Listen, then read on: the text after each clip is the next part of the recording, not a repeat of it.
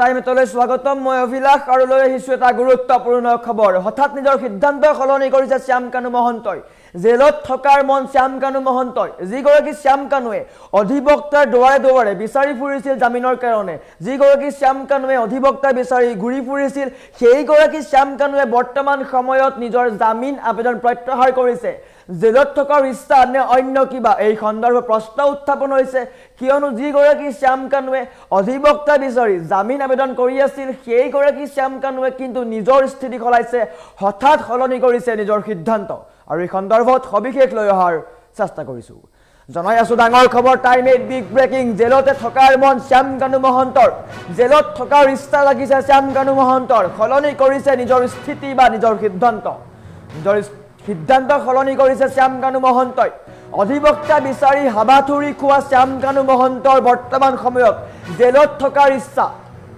অধিবক্তাৰ দুৱাৰে দুৱাৰে যোৱা শ্যামকানু মহন্তৰ হঠাৎ এই সিদ্ধান্ত আৰু এই সিদ্ধান্তৰ পিছতেই প্ৰশ্নবোধক চিন এডাল নিশ্চয়কৈ আহিছে সন্দীপন গাৰ্গেও কিন্তু নিজৰ সিদ্ধান্ত সলনি কৰিছে সন্দীপন গাৰ্গ আৰু শ্যামকানু মহন্ত দুয়োগৰাকী জেলতেই থকাৰ ইচ্ছা দুয়োগৰাকী অভিযুক্তই জেলত থকাৰ ইচ্ছা প্ৰকাশ কৰিছে জুবিন হত্যাৰ দুই অভিযুক্তৰ জামিন আবেদন প্ৰত্যাহাৰ কৰা হৈছে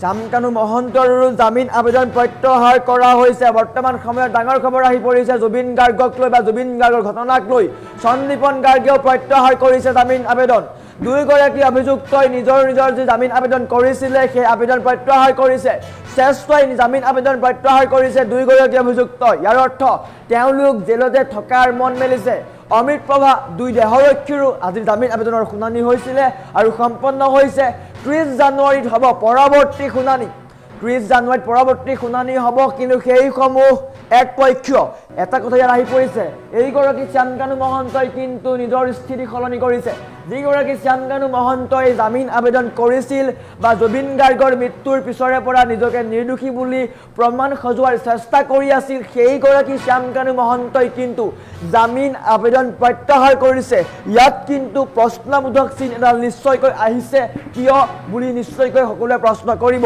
কিয়নো শ্যামকানু মহন্ত জেললৈ যোৱাৰে পৰা শ্যামকানু মহন্তৰ পত্নীয়ে কিন্তু অধিবক্তাৰ দুৱাৰে দুৱাৰে ঘূৰি ফুৰিছিল জামিনৰ কাৰণে অধিবক্তা বিচাৰি ঘূৰি ফুৰিছিল আৰু সেই সময়তেই অসম উকিল সন্থাই এইকেইগৰাকী অভিযুক্তৰ গোচৰ নোলোৱা বুলি কৈছিল তাৰ পিছতে চিন্তাত পৰিছিল আটাইকেইগৰাকী আৰু বৰ্তমান সময়ত বহিৰাজ্যৰ পৰাও এওঁলোকে অধিবক্তা আনিছে বহিৰাজ্যৰ পৰাও এওঁলোকে অধিবক্তা আনিছে তেওঁলোকৰ গোচৰটো মীমাংসা হোৱাৰ কাৰণে তেওঁলোক যাতে মুকলি আকাশৰ তললৈ আহিব পাৰে তাৰ কাৰণে বহিৰাজ্যৰ পৰাও অধিবক্তা অনা হৈছে কিন্তু বৰ্তমান সময়ত এই দুইগৰাকী সন্দীপন গাৰ্গ আৰু শ্যামকানু মহন্তই হঠাৎ নিজৰ সিদ্ধান্ত সলনি কৰিছে সিদ্ধাৰ্থ শেখৰ এইকেইগৰাকীৰো গোচৰ চলি আছে সমান্তৰালকৈ এই দুইগৰাকী অভিযুক্ত সন্দীপন গাৰ্গ আৰু শ্যামকানু মহন্ত এই দুয়োগৰাকীয়ে নিজৰ স্থিতি সলনি কৰিছে নিজৰ সিদ্ধান্ত সলনি কৰিছে যিগৰাকী শ্যামকানুৱে ছিংগাপুৰৰ পৰা আহিবৰে পৰা বা ছিংগাপুৰত জুবিন গাৰ্গৰ মৃত্যুৰ হোৱাৰে পৰা ফেচবুক লাইভৰ পৰা আৰম্ভ কৰি সকলো মাধ্যমৰ যোগেদি নিজকে নিৰ্দোষী সজোৱাৰ বা নিৰ্দোষী বুলি প্ৰমাণ দিয়াৰ চেষ্টা কৰি আছিলে আৰু তাৰ পিছত অধিবক্তাৰ দুৱাৰে দুৱাৰে তেওঁ গৈছিলে অধিবক্তা বিচাৰি ফুৰিছিলে সমান্তৰালকৈ শ্যামকানু মহন্তৰ পত্নীয়েও কিন্তু স্বামীৰ জামিনৰ কাৰণে অধিবক্তা বিচাৰি আছিলে আৰু বৰ্তমান সময়ত বহিৰাজ্যৰ অধিবক্তা এওঁলোকে যোগাযোগ কৰিছে বহিৰাজ্যৰ অধিবক্তাই এওঁলোকৰ গোচৰটোৰ হৈ যুক্তি দৰ্শাইছে কিন্তু হঠাৎ কিয় সলনি কৰিছে নিজৰ স্থিতি ইয়াৰ প্ৰশ্ন আহি পৰিছে হঠাৎ এনেকৈ কিয় নিজৰ সিদ্ধান্ত সলনি কৰিছে কিবা কাৰণ আছে নেকি এইসমূহত প্ৰশ্ন আহি পৰিব নিশ্চয়কৈ জামিন আবেদন কৰিছিলে 17 জানুৱাৰী যে শুনানি হৈছিলে তাতো এইকেইগৰাকীৰ জামিন আবেদনৰ শুনানি চলিছিলে আৰু বৰ্তমান আজিৰ দিনটো ডাঙৰ খবৰ আহি পৰিছে সকলো হতচকিত হৈ পৰিছে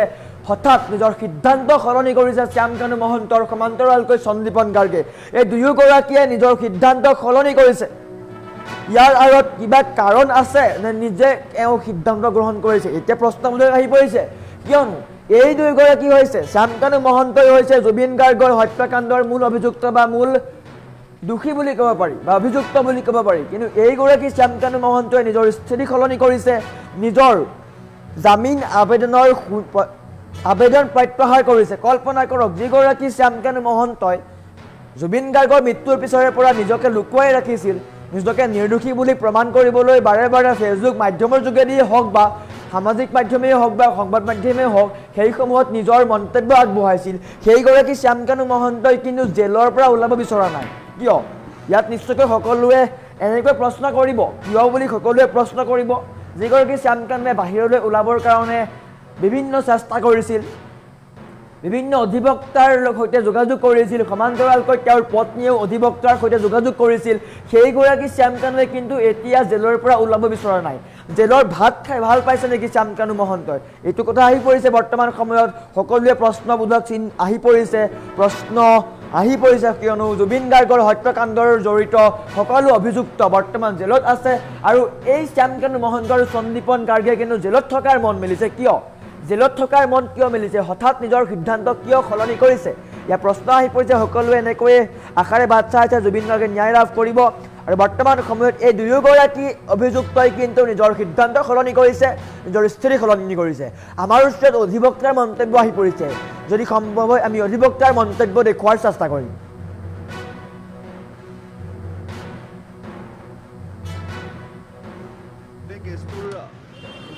জামিনৰ শুনানিৰ কাৰণে আছিলে আৰু চাৰ্জ হিয়াৰিঙৰ কাৰণে আছিলে, কিন্তু তাৰে মাত্ৰ 3জনৰ কাৰণে হ'ল অমৃত প্ৰভা, পৰেশ বৈশ্য আৰু নন্দেশ্বৰ বৰা।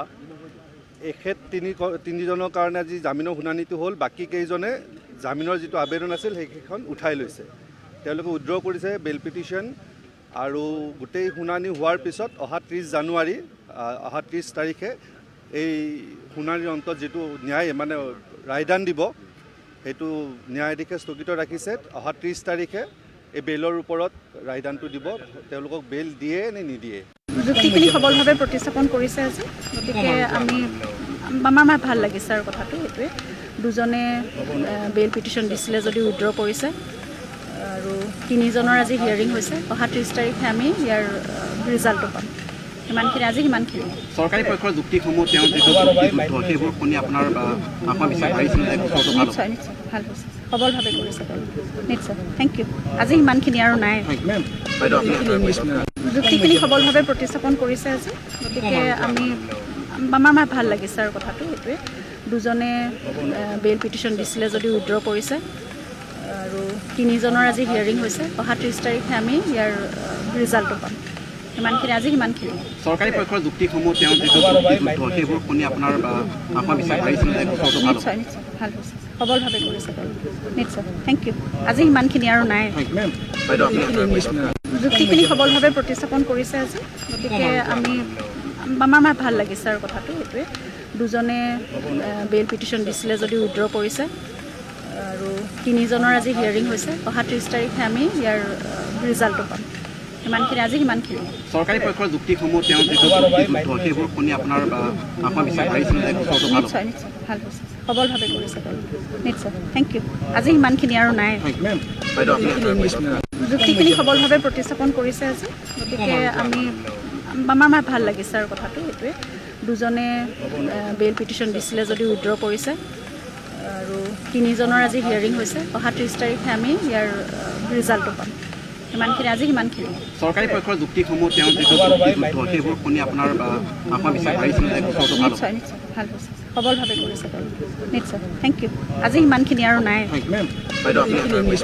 যুক্তিখিনি সবলভাৱে প্ৰতিস্থাপন কৰিছে আজি, গতিকে আমাৰ ভাল লাগিছে আৰু কথাটো সেইটোৱে। দুজনে বেইল পিটিশ্যন দিছিলে যদি উইথড্ৰ কৰিছে, আৰু 3জনৰ আজি হিয়াৰিং হৈছে। অহা 30 তাৰিখে আমি ইয়াৰ ৰিজাল্টটো পাম। সিমানখিনি আজি সিমানখিনি। চৰকাৰী পক্ষৰ যুক্তিসমূহ তেওঁ যিটো সেইবোৰ শুনি আপোনাৰ নিশ্চয় ভাল হৈছে, সবলভাৱে কৰিছে তেওঁ, নিশ্চয়। Thank you. আজি সিমানখিনি আৰু নাই। যুক্তিখিনি সবলভাৱে প্ৰতিস্থাপন কৰিছে আজি, গতিকে আমাৰ ভাল লাগিছে আৰু কথাটো সেইটোৱে। দুজনে বেইল পিটিশ্যন দিছিলে যদি উইথড্ৰ কৰিছে, আৰু 3জনৰ আজি হিয়াৰিং হৈছে। অহা 30 তাৰিখে আমি ইয়াৰ ৰিজাল্টটো পাম। সিমানখিনি আজি সিমানখিনি। চৰকাৰী পক্ষৰ যুক্তিসমূহ তেওঁ যিটো সেইবোৰ শুনি আপোনাৰ নিশ্চয় ভাল হৈছে, সবলভাৱে কৰিছে তেওঁ, নিশ্চয়। Thank you. আজি সিমানখিনি আৰু নাই। যুক্তিখিনি সবলভাৱে প্ৰতিস্থাপন কৰিছে আজি, গতিকে আমাৰ ভাল লাগিছে আৰু কথাটো সেইটোৱে। দুজনে বেইল পিটিশ্যন দিছিলে যদি উইথড্ৰ কৰিছে আৰু তিনিজনৰ আজি হিয়াৰিং হৈছে। অহা 30 তাৰিখে আমি ইয়াৰ ৰিজাল্টটো পাম। সিমানখিনি চৰকাৰী পক্ষৰ যুক্তিসমূহ তেওঁ যিটো যুক্তিযুদ্ধ সেইবোৰ শুনি আপোনাৰ আত্মবিশ্বাস বাঢ়িছিল যে গোচৰটো ভাল হ'ব? নিশ্চয় ভাল হৈছে, সবলভাৱে কৰিছে নিশ্চয়। Thank you. আজি সিমানখিনি আৰু নাই।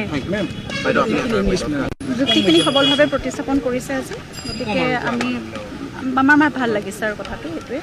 দুজনে বেইল পিটিশ্যন দিছিলে যদি উইথড্ৰ কৰিছে আৰু তিনিজনৰ আজি হিয়াৰিং হৈছে। অহা 30 তাৰিখে আমি ইয়াৰ ৰিজাল্টটো পাম। সিমানখিনি চৰকাৰী পক্ষৰ যুক্তিসমূহ তেওঁ যিটো যুক্তিযুদ্ধ সেইবোৰ শুনি আপোনাৰ আত্মবিশ্বাস বাঢ়িছিল যে গোচৰটো ভাল হ'ব? নিশ্চয় ভাল হৈছে, সবলভাৱে কৰিছে নিশ্চয়। Thank you. আজি সিমানখিনি আৰু নাই। বাইদেউ আপুনি যুক্তিখিনি সবলভাৱে প্ৰতিস্থাপন কৰিছে আজি, গতিকে আমাৰ ভাল লাগিছে আৰু কথাটো সেইটোৱে। দুজনে বেইল পিটিশ্যন দিছিলে যদি উইথড্ৰ কৰিছে।